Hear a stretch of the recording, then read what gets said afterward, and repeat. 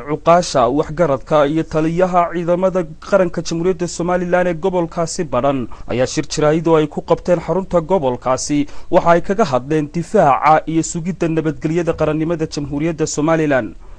shirkan jiraayid ayaa ka dambeeyay dhirbaaxa laxaad leh oo ciidamada qaranka Jamhuuriyadda Soomaaliland ay ku dhufteen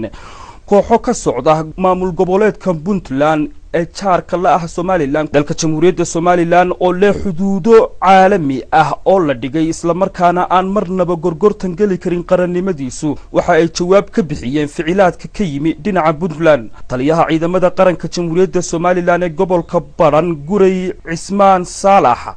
oo hadal ka jeediyay shirkaasi jiraa'id ayaa tilmaamay inaanay marnaba ka nasan doonin qarannimada Jamhuuriyadda Soomaaliland sidii ay dhiigooga ugu daadin lahaayeen.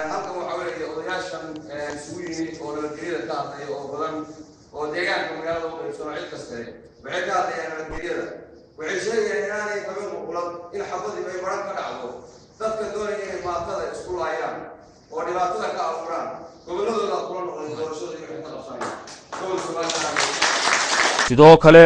shirkaasi waxa ka hadlay cuqaal iyo salaad iyo waxgarad kamid ahaa dadweynaha ku dhaqan gobolkaasi Badhan iyadoo oo barasaab ku xigeenka gobolka Badhan uu soo gabagabeeyay